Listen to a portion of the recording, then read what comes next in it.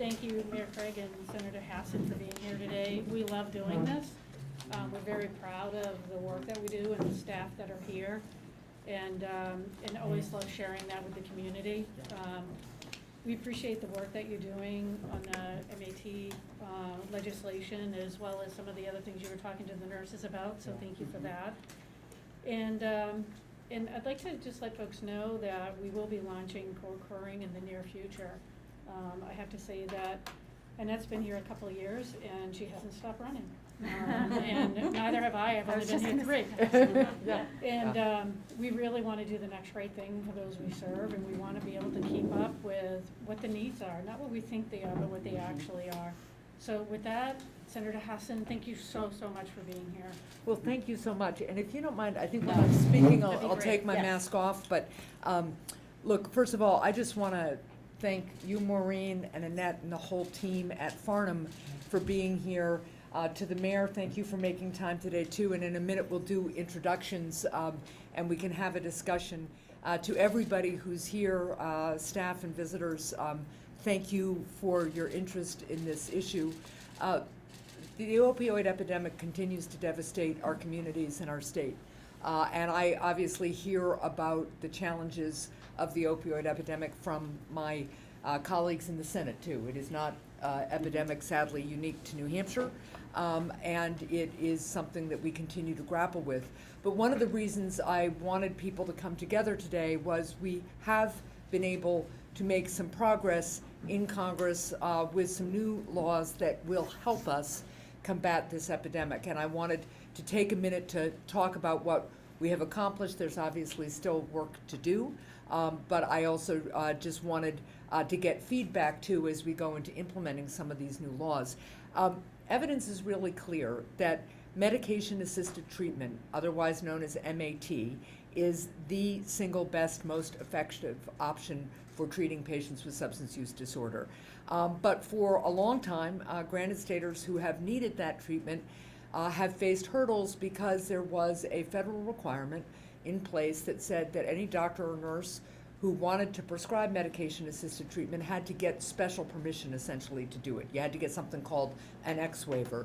And what we were able to do in the MAT Act that I sponsored with Senator Murkowski from Alaska and co-sponsors in the House as well, was get that waiver requirement removed.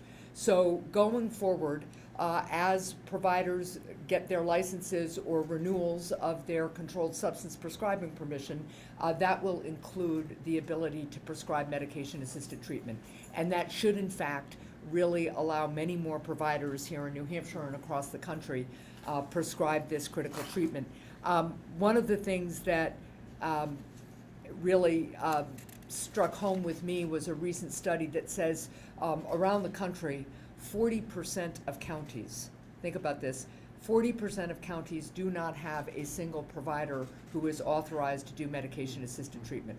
So at a time when the opioid epidemic is devastating communities all across the country, we've got 40% of counties who don't have a single provider who can do this life-saving treatment. So by removing the waiver requirement, we're going to allow more doctors and nurses to prescribe buprenorphine, and we can help more patients get the treatment that they need to get on the road to recovery and to really rebuild their lives. We are going to need to do more, to be sure, and there are another couple of things we were able to do in this end-of-year funding bill, one of which is to establish 200 more residencies in the United States for docs to learn how to do treatment for substance use disorder, so that's a good step forward. And we also have taken steps to make sure that we can combat the inflow of fentanyl and similar chemical-related substances into the country, working with law enforcement to do that. So we are attacking this from all directions. We've obviously got a lot of work to do.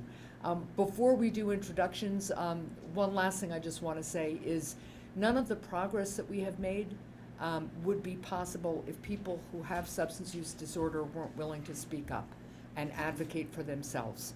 And I want people to know the treatment providers have been extraordinary, New Futures has been extraordinary. At the end of the day, it is people who have been willing to fight the stigma of substance use disorder and really talk about what their lives are like and what having this illness is like. That is what has allowed me and other advocates at the federal level and at the state level not only to be informed about the disease, but then to have a sense of how we can best combat it. Ultimately, when people in New Hampshire and across the country stand up and say they matter, they make a difference. And I just want to thank everybody who has done that because it has made a big difference in New Hampshire. It's made a big difference around the country, and we're going to keep working at it. So with that, thank you again to everybody at Farnum Center and the entire community of people who care about making progress here and helping people get in recovery. Thank you for being here and for what you do. And maybe we'll go from there to introductions, and then we can start a discussion. Maybe I'll start with you. Thank you.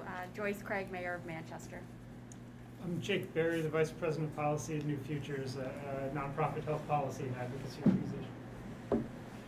Seddon Savage. I'm a pain medicine and addiction medicine physician, currently doing virtual education with the Department of Health System, and I work for the state on the Governor's Commission on Alcohol and Other Drugs, chairing the opioid task force, and currently sitting on the opioid abatement commission for the state. Hello, Senator. Marie Ramos. I'm a family physician, and I am also medical director at Gatehouse Treatment Center, which is a center for those who suffer from substance use disorder in transitional periods of their lives in Nashua, New Hampshire. I'm also the chair of the State Health Assessment, State Health Improvement Plan Advisory Council for our state here in New Hampshire.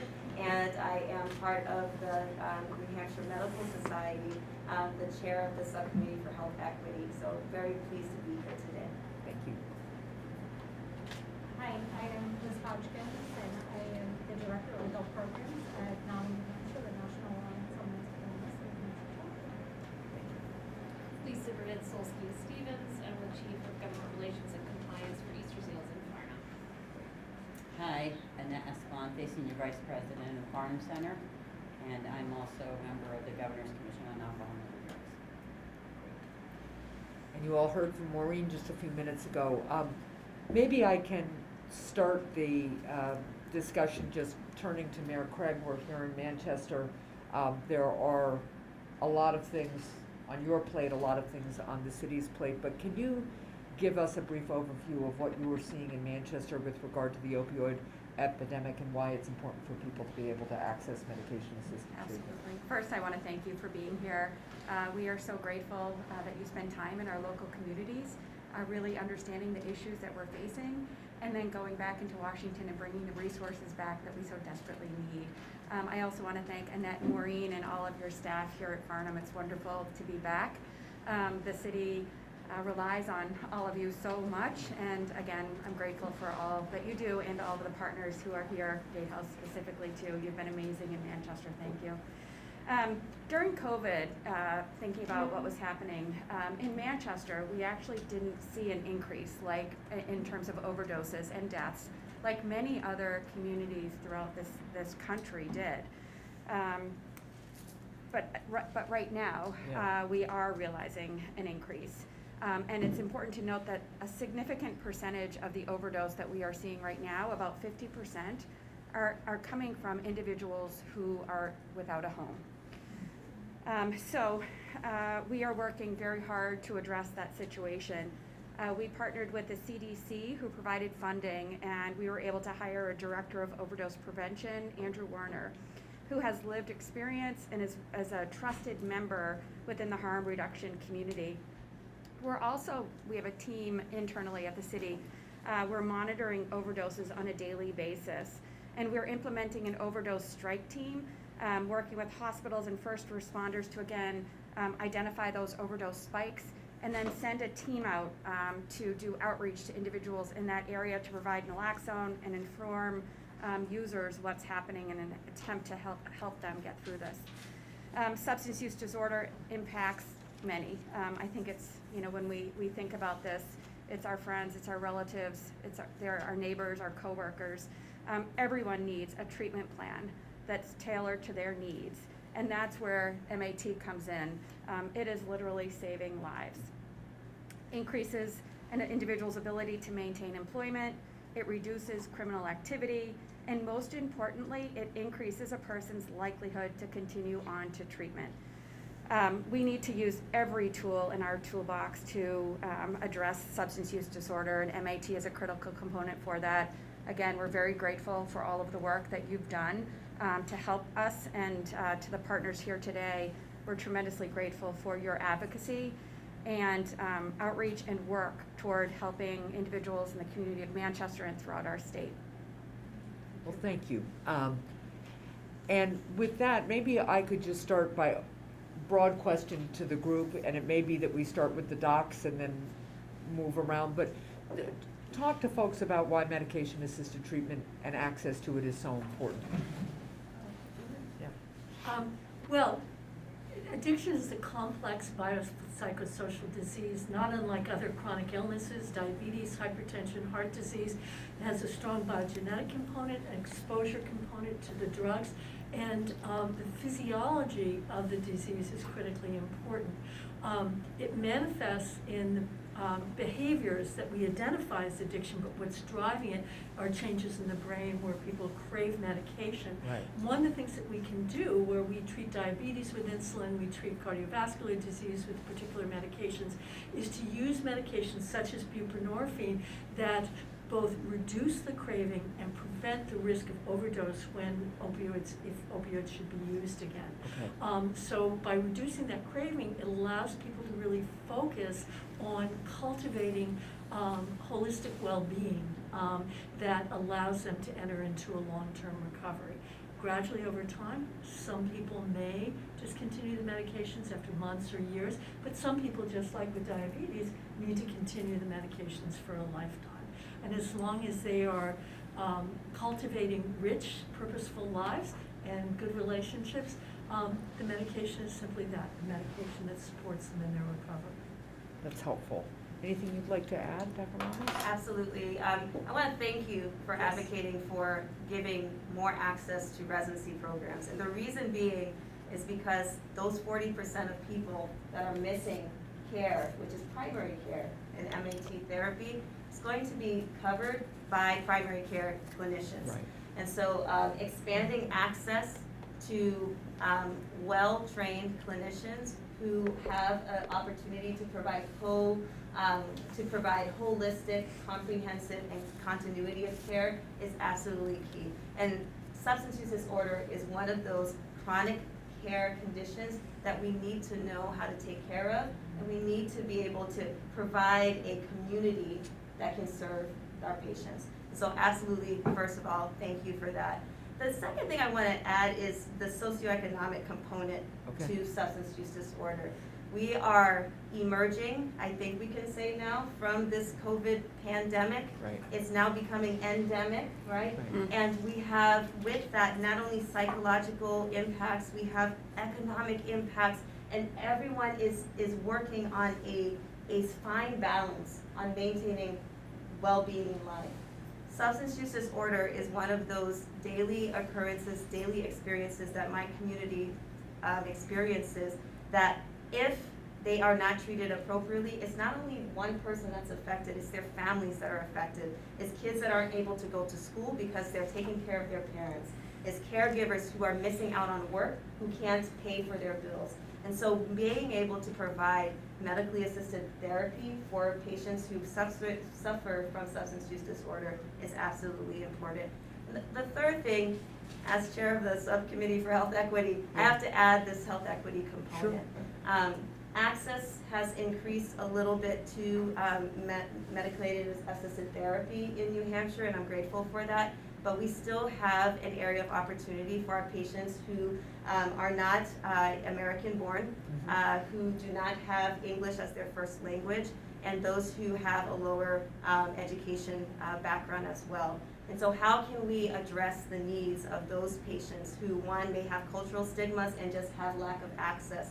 As a family doctor, I would profess that it's probably trying to increase more services such as here, and increasing primary care and diversifying the professionals that are caring for our communities in general. Thank you. Other folks at the table want to talk a little bit about why MAT is important or working, we can just move this into a general discussion too, but. Sure. Yeah. Yeah. Yeah, I do think that it's opened up other options, so it's not just one form of treatment that Right. works. It's really an array. Yeah. I also wanted to just piggyback and just say quickly that when we think about medication-assisted therapy, we also have to think and really put in methadone and do some focus around the stigma Yeah. around methadone. And so I know that there's a lot of work being done Right. in Washington, and I know that as the community, we just have to make sure that we continue to keep that at the forefront, because it can be pretty humiliating for folks to stand in that line, having to go in. It's more restricted, obviously, than the others. Right.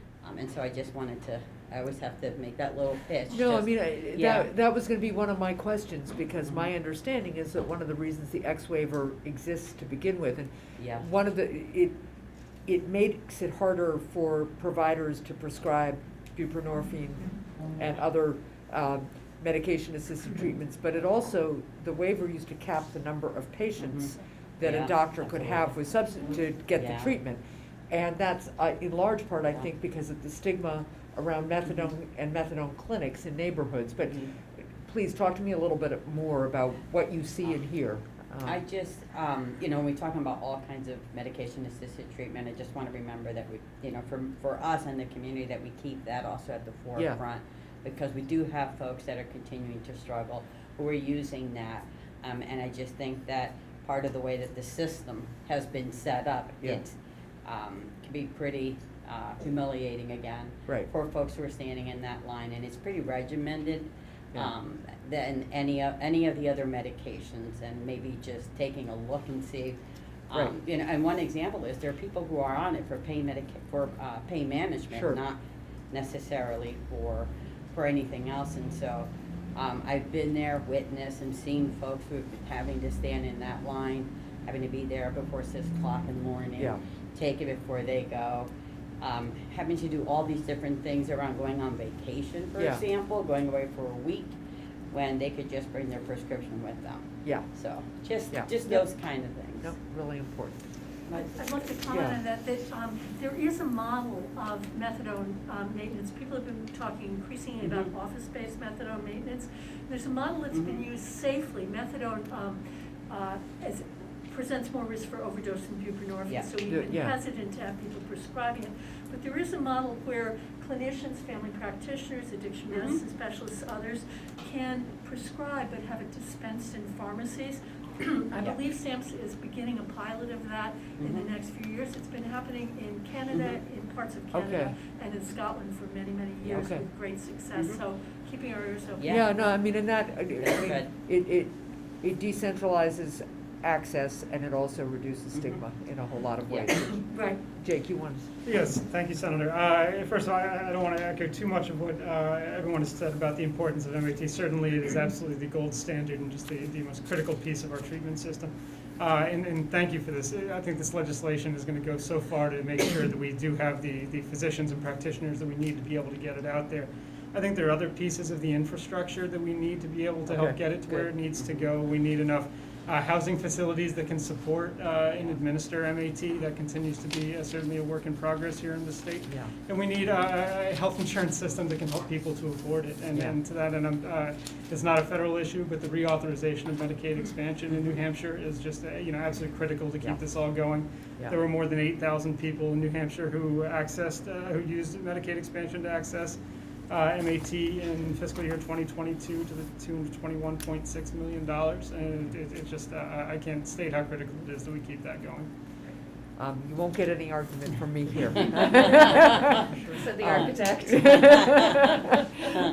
But the data is good to know, and I think it's really important for, one of the things that became clear to me as governor, as we began to see more and more overdoses in fentanyl in the earlier parts of the last decade, is the need to remind people that this is an illness that strikes people from all walks of life in every neighborhood.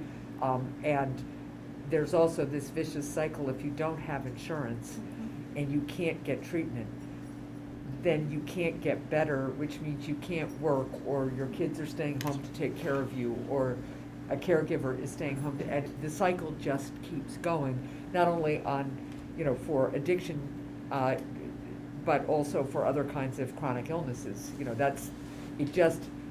The number of people I talked to after we passed Medicaid expansion, who had finally gotten treatment for a chronic health disorder and were back at work, was, kind of everywhere I went, people were telling me these stories, and it's a really important reminder, so thank you. Thank you.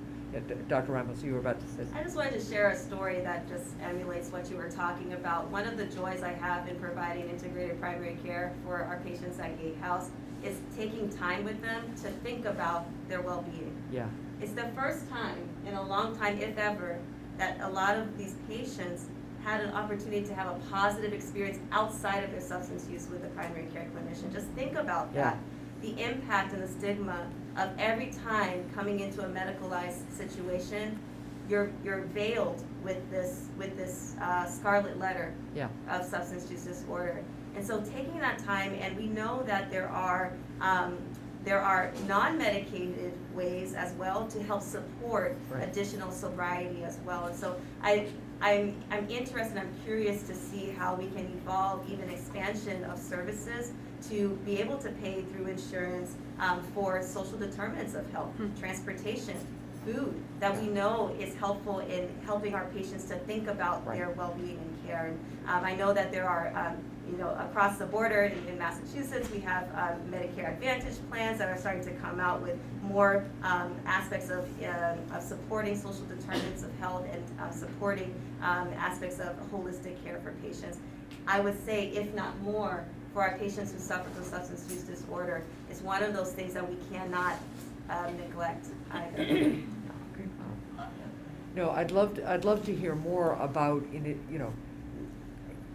I'm happy to hear more about experience with medication-assisted treatment, what we're seeing from patients about their experience with it, but also what are the other things we need to do, not only to help people get better in the short term and stabilize, but then also build a life where they can stay in recovery comfortably. And I'd love the kind of collective expertise of this group to weigh in on that.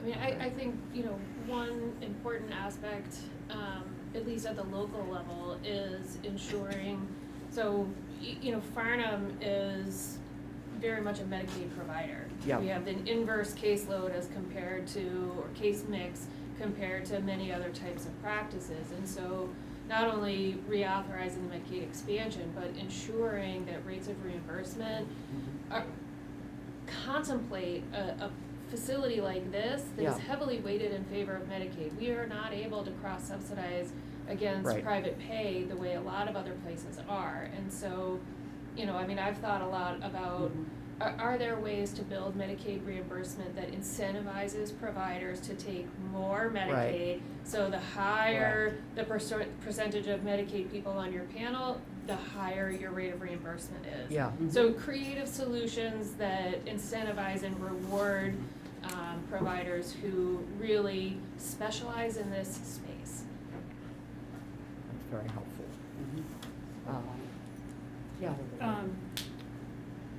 Sobriety or recovery or getting well, it's something that happens over time. And not having the space to do that is so detrimental to folks who are trying to maintain a healthy life choice, and not having enough housing. And I know that this is about MAT, but we can get people through programs, and we can get people to agree that they want to make that choice, but then maintaining it. We had a woman die who had gone through a diversion program, getting out of prison, and it didn't take long for her to succumb. Right. And to me, that is tragic. It is so tragic, and it simply didn't need to happen. Yeah. And so we need those safe spaces, and we do need to look at the social determinants of health as though they're a prescription, because sobriety unto itself isn't the answer. We need to really pave a way that leads to success, one day at a time, one space at a time, and we simply don't have that. shelters can try and do what they can do, but they're not the panacea of a place to go when you're looking to maintain your mental health or your sobriety. Right. And one can trigger the other. Yeah. So, yeah, Yeah, supportive housing. yes. To me, that's the Where critical you need can in the actually state right provide now. the service. Wraparound services. Individuals who are living there are contributing a bit to their housing, Absolutely. but they can't afford the full. Yeah. Right. So it And- helps yeah. them. And to be able to get paid for that service, Yes. it's like, Mhm. having been at Families in Transition Yeah. 28 years prior, the rules start like this and then they start to go like this Yeah. in regards to rules from HUD. Yeah. Right. It's great that we can do transitional housing. I think that's awesome. Now you can't do transitional housing. It has to be limited and, sobriety is it takes time. Yeah. It takes lots of things to be able to get on the right path, and the rules really get in the way. Yeah. They super get in the way. But we should be able to pay for that that care coordination. There needs to be a way to do that. That is critical to maintaining sobriety, care coordination. Senator Hassan as well, before Dr. Savage gets it. I know, I can think of 10 people off the top of my head who are excited if they had resources to have a holistic housing situation. Right. Where you could house people that are under-resourced, have medical care in the same place, have your social services and care management in one place, and provide a healthy, safe space. But the resources are not there, and Yeah. the space is not available in New Hampshire. Right. Where now our real estate is in prime place. So we have many mission-driven individuals in Right. New Hampshire. I think that's what makes us unique, I think, in this state, in Absolutely, the grand yes. state. And I think also, there are models where you can meet mission with the margin. And we have seen some interesting plans. I've seen some interesting models in Rhode Island and Connecticut, for instance, where there's more multidisciplinary, Right. all-in-one access points for people who are historically excluded.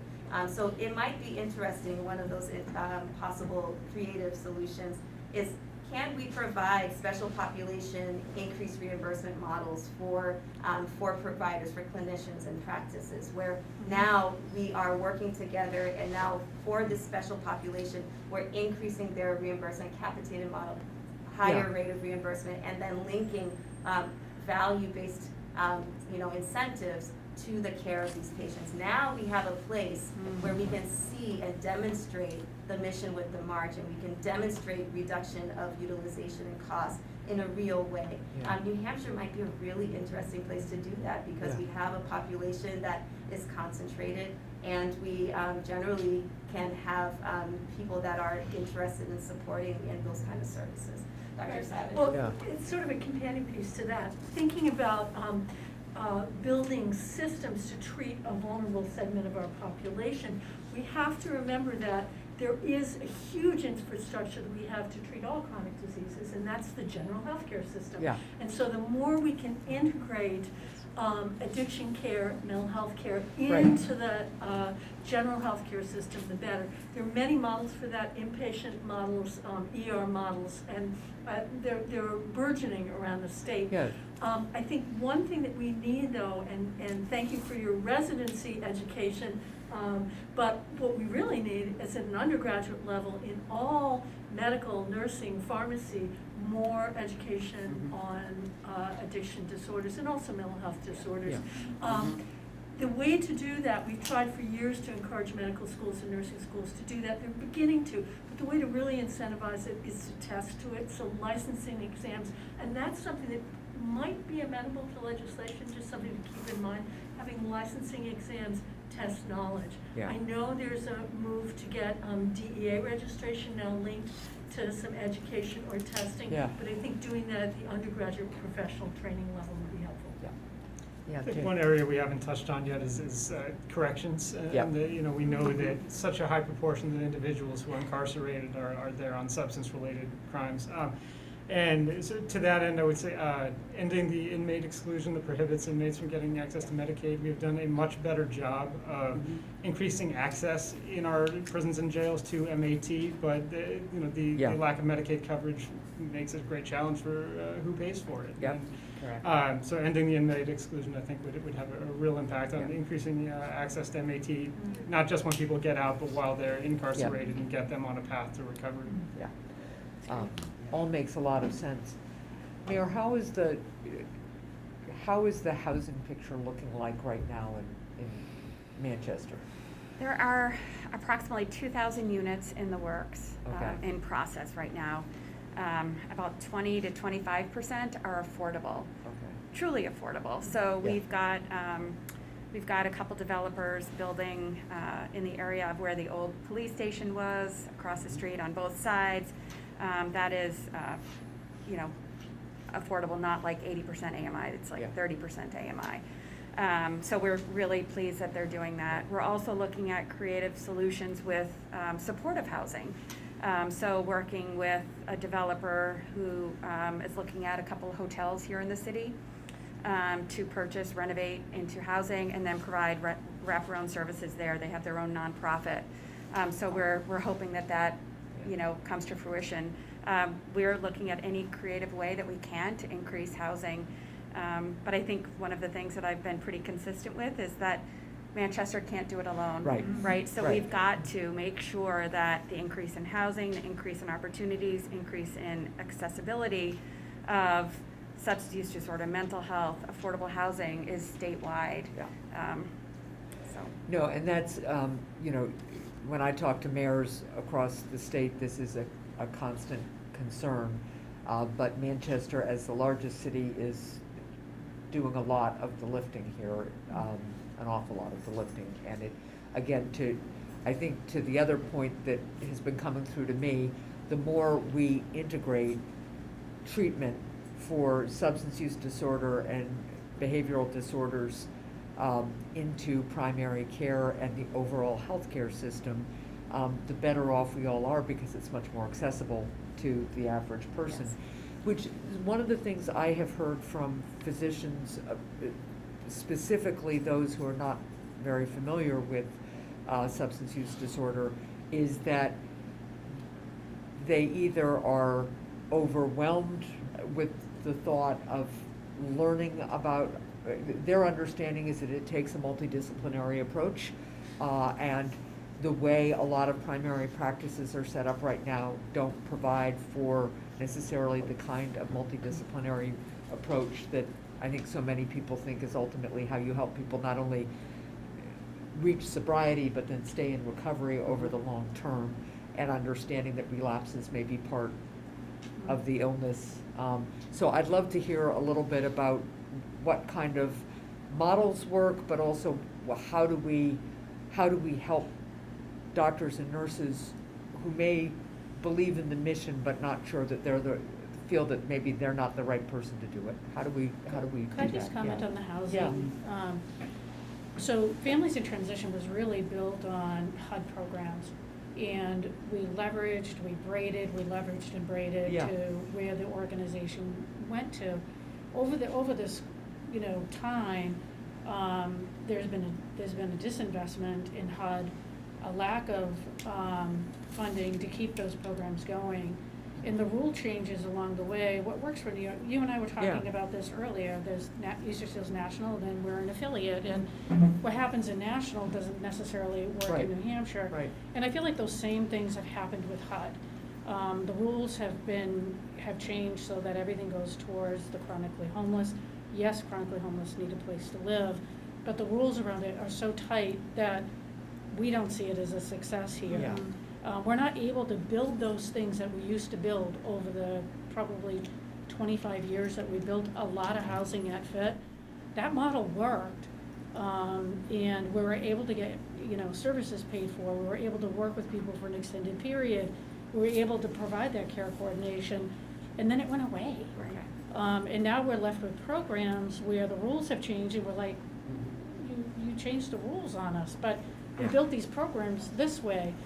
We need more of that in Manchester, Mayor. Completely agree. you know, But our if- nonprofits are tapped at the same time. Yeah, right? we need those services. We need to have Medicaid pay for the care Yes. coordination. We need to have HUD really promise that if we build these units, they're gonna have a subsidy that comes with it, because we can use the low-income housing tax credit all day long, it's not gonna work. Mm-mm. It simply isn't gonna work.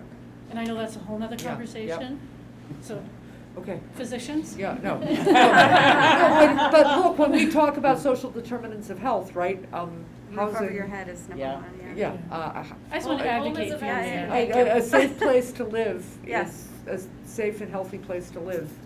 It's kind of foundational here, so, Yes. yeah. Yeah, can Yeah. I just make a quick comment regarding Yeah. MAT and prescriptions? Yeah.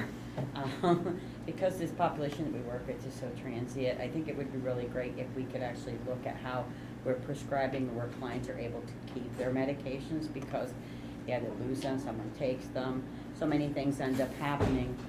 We did have a client who constantly kept coming in, lost them, someone took them because of where he was staying, and then was having an issue getting Okay. another prescription, and so he had said to me, you know, it would be easier if I could just go to the pharmacy Yeah. every day and just get it there. And I thought, that's amazing. Do you know what I mean? Yeah. That's what he was thinking. So just a little bit more flexibility Yeah. to it with how we prescribe, because the assumption is that everyone is exactly the same, but someone doesn't have a place to keep everything. So That's excellent. just a thought. Okay, thanks. So with respect to your question Yeah. about the challenge of getting clinicians engaged in this when Yeah. they don't have the supports that they feel they need, we know that the data says that MAT alone can often be effective for many individuals. Right. And yet I think probably everyone who works in this field would say that we prefer to have the psychosocial component robustly addressed.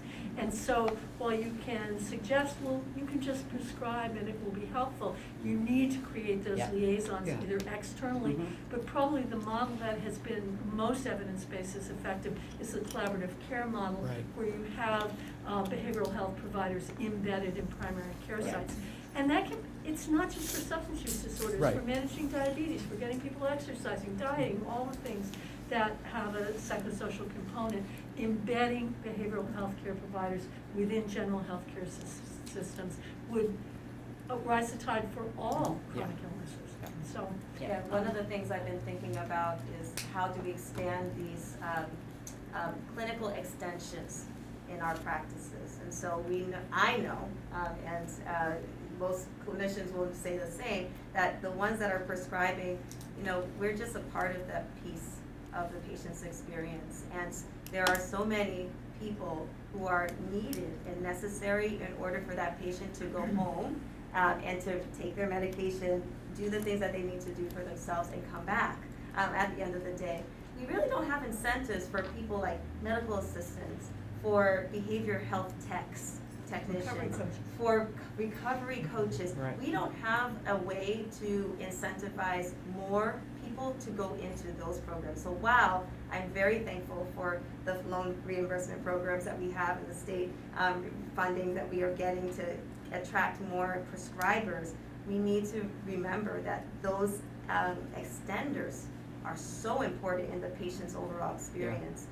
Community health workers, I know you've been an advocate for expanding community health workers Yeah. as well, which is important because they are trusted members of the community who are vouching for us in the medical side. So those are a couple of other ideas I think that would be complementary to what you are doing. Yeah, and I also think co-occurring disorder, but true Right. co-occurring disorder treatment. Yeah. Right. It's from the moment that that person calls to the Yeah. time that they leave, that everyone should be trained effectively, and that it shouldn't be a divided system where Right. someone needs Yeah. to go somewhere to go for SUD and then go over here for mental health. Yeah.